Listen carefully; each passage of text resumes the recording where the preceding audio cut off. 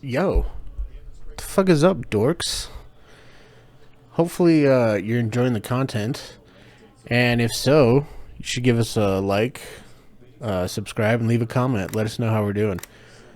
Also, be sure to check out the Glutton for Liberty podcast, releasing every Sunday. We have no plans to change that. We talked about doing like a midweek thing. Kind of like a short podcast during the week, like 30 minutes or so, just to kind of, update everything. So, yeah, if you like it, guys, check out the podcast and subscribe. You can also listen to it on Spotify, which is cool. And we're looking at getting into posting on Rumble. So, yeah, if you guys could take a look at that, like, subscribe, comment, whatever, we appreciate it. Me and Caleb both. We're working hard over here trying to bring you guys news and break everything down. So, yeah, appreciate it. Peace. All right, what's up, guys? So, I wanted to talk about how Trump is possibly going to fuck up his term here, his second term. He got obviously a mandate from the people, overwhelmingly voted for Trump, and we want him. And one of the biggest things that he ran on was no war. So we're going to look at some things that are very concerning to me, and they should be to you, because I think there's not enough attention to this. And he's pretty much going against everything not everything, but one of the biggest things that he ran on, he's pretty much going against it. So, yeah, let's get into it. And we're going to watch some vids. Come watch some vids with me. So this is from Reuters. I'll try and find some other videos, but here we go. U.S. President Donald Trump threatened Iran on Sunday with bombing and also with what he called secondary tariffs if Tehran did not come to a new agreement with Washington over its nuclear program. In a telephone interview with Look at his NBC hair, bro. News, Trump His hair's said, quote, crazy. "If they don't make a deal, there will be bombing. It will be bombing, the likes of which they have never seen before." But he also suggested another outcome could be tariffs on countries that imported Iranian oil in an effort to further pressure Iran. Bro loves for concessions. tariffs. In 2015, Iran signed a deal with the U.S. and other Western powers, accepting curbs and inspections on its nuclear program in exchange for sanctions relief. I am announcing today that the United States John Kerry looks will like such a withdraw piece of shit. from the Iran nuclear deal. In his first term in office, Trump So pulled is this out of that guy. deal and I can't remember ratcheted his up name. trade He's a barriers. fucking cocksucker, too. In response, Tehran ramped up its uranium enrichment beyond the limits of the 2015 accord. Since returning to office, So that's hilarious, freeze frame. We are heading into the neocon territory. We're heading into, the neocons' wet dream, the establishment. This is a very establishment thing of Trump to do. Saber rattling, whatever, I could see if we were doing it for power, but now, mind you, we are blowing shit up in fucking Yemen right now. And I'm not down with that. I guess they're retaliatory strikes. I covered this in another video. Actually, I think I said that on the podcast. Did I say this on the podcast with Caleb? I'm pretty sure I did. I don't know. We watch and go through so much shit every fucking day. But it's concerning because he's heading in the direction that can totally destroy this term.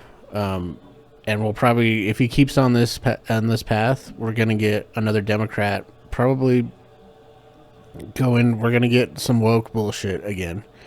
So we're gonna get not good stuff if this fool keeps saber rattling. And actually, if he does, so I want him to stop bombing shit in Yemen.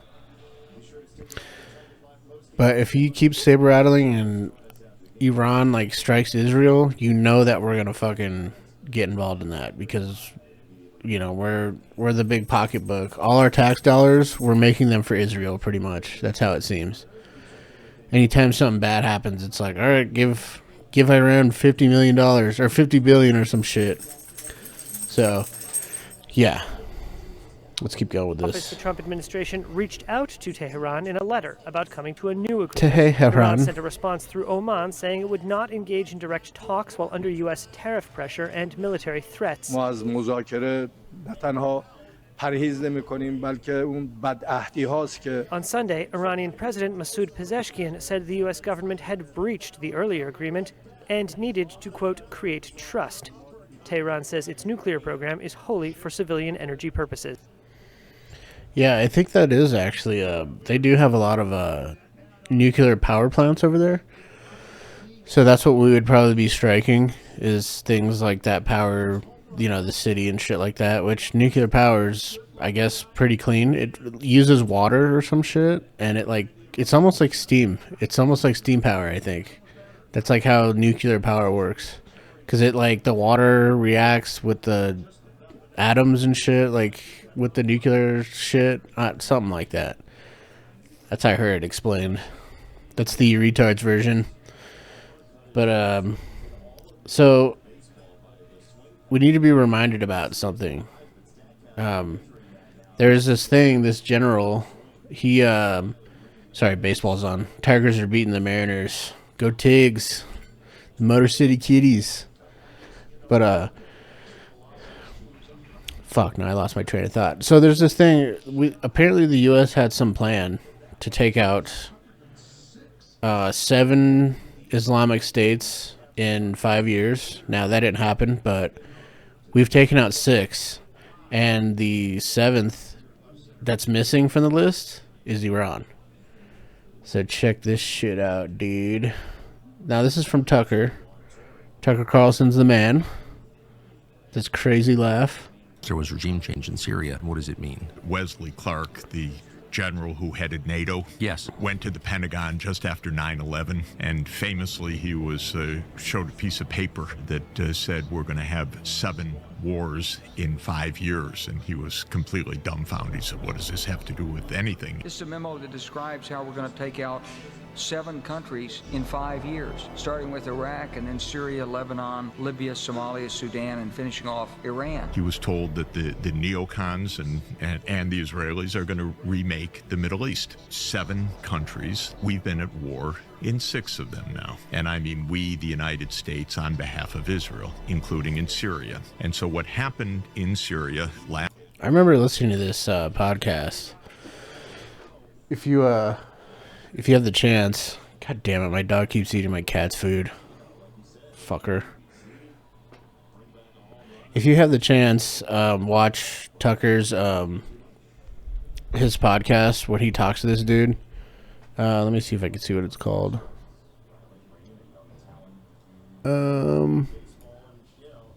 Fuck, it doesn't say. Corporate media is dead. Fuck, I can't remember what this is. I'll try and find the link for it. It's super interesting if you like stuff like this.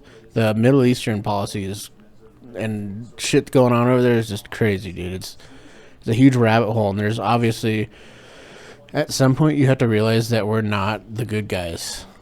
There's no way that we could be the good guys, and we continue to butt fuck the Middle East, dude.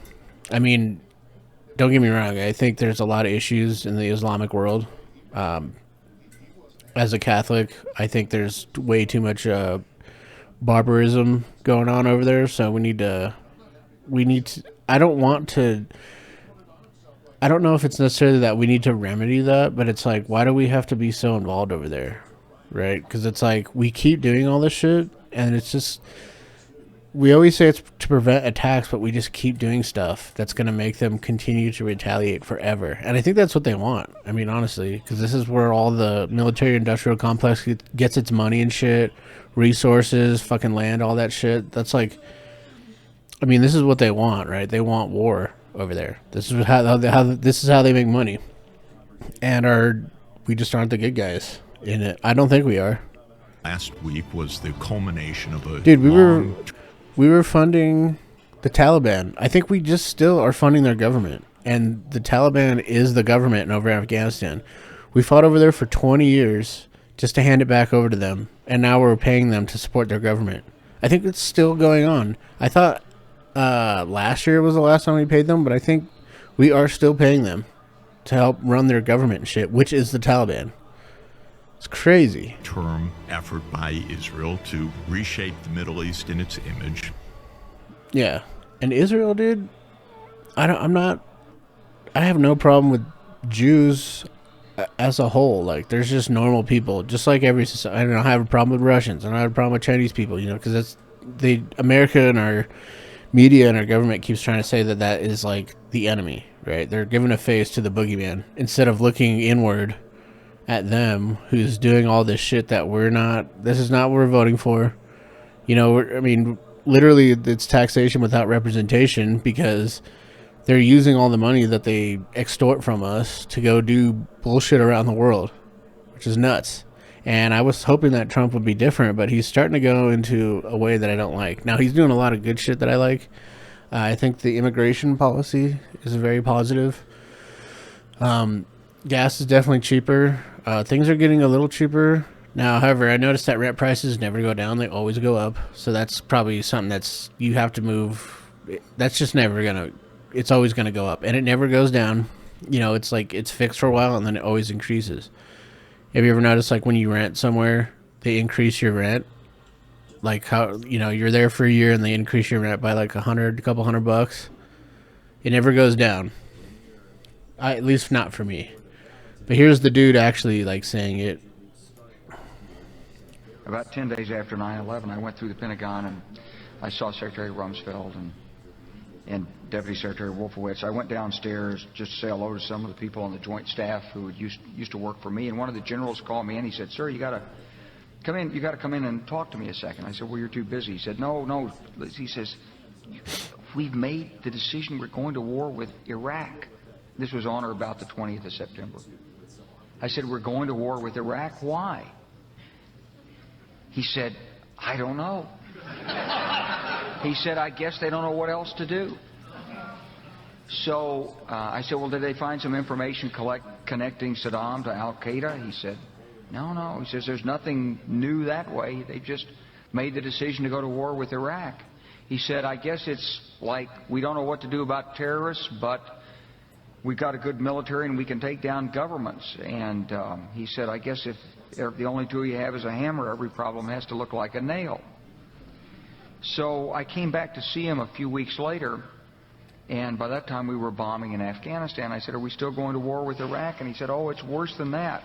He said, he reached over on his desk, he picked up a piece of paper, and he said, I just got this down from upstairs," meaning the Secretary of Defense's office today, and he said, "This is a memo that describes how we're going to take out 7 countries in 5 years, starting with Iraq and then Syria, Lebanon, Libya, Somalia, Sudan, and finishing off Iran." Those of you that don't know, we have been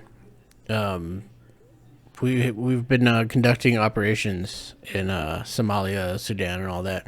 It's not just Black Hawk Down, okay? Like, we've been still over there fucking around, and they'll blame it on things like the pirates and all that. Like, I'm sure that's a problem, but I mean, they're in like little skiffs or whatever, like trying to attack like huge tankers or even military ships. So, right, there's a problem there, but at the same time, they use that as an excuse to go over there and start fucking shit up and like just trying to control everything. So, yeah, I just wanted to bring this to everyone's attention if possible. I know we're a small channel right now, but we were hoping on growing. And hopefully this starts getting around, because I would like more people to talk about, we need to get together or, show our non-support for war. We don't need more war. Okay, this is too much. We didn't vote for this. I'm sick of war. I hope you guys are. Because war fucking sucks, dude. I've never been to war, but I mean, I watch a lot of war footage. And I've had friends that came back from Afghanistan and Iraq, and, mentally they're messed up. Their bodies beat to shit, or, just crazy injuries. So, yeah, hopefully this can get around, share it. Like, comment, subscribe. We're trying to bring you at least a video every day, every other day, maybe. I mean, just we work, Caleb and I, so we're trying to get all this together. So, yeah. And also, every Sunday we got a podcast that comes out, the Glutton for Liberty podcast. Make sure you check that out. And like I said, like, comment, subscribe. You can also catch it on Spotify, too. So, yeah, I appreciate it, guys, and you have a good day. Peace.